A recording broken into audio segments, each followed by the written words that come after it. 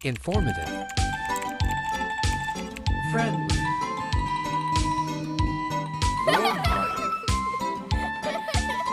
Sympathetic. Enjoyable. And accommodating. Tutorial videos. In one channel. Welcome to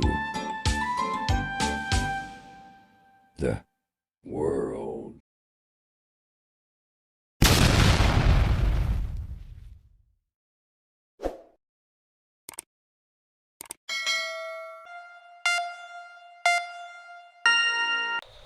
So yan po yung double jump.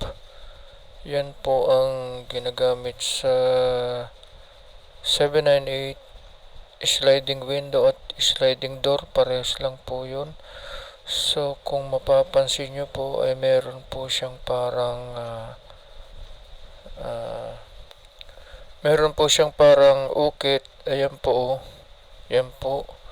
So yan yung palatandaan ng 798 double jump. Kasi po yan po ay nilalagyan ng vinyl.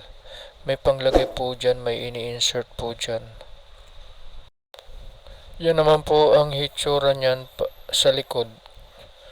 Yan po ang likuran ng 798 double jump. So hindi naman po siguro kayo magkakamali. Tandaan nyo po, 798 double jump. Ang available po na kulay niyan ay analog at white. At sa pagkakaalam ko wala pong silver niyan. Next po ay ang 798 double seal. Yan po ang 798 double seal. At kung mapapansin nyo po ay medyo hindi lang klaro, pero ang isang side po niyan ay medyo mataas at ang isang side ay medyo mababa. Tulad po ng traditional na double seal, ang purpose po kasi kung bakit mataas yung isang side ay para maharang po yung tubig sakaling umuulan. So, at kung bakit naman mababa yung isang side ay para yung tubig po ay bumalik. So, yan po ang purpose niyan. So, yung mataas po niyan, yan po ang nasa loob. Kasi po, yan po, dyan po rin ilalagay ang screen.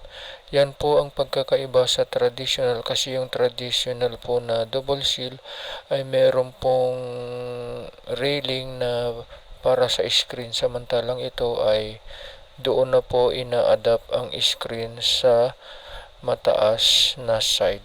So, yan lang po for now. Sa susunod po yung ibang parts na naman, yung ibang materials ng mga aluminum na gagamitin sa 798 sliding window o door. So, salamat po sa inyong panonood. Thank you. Bye-bye.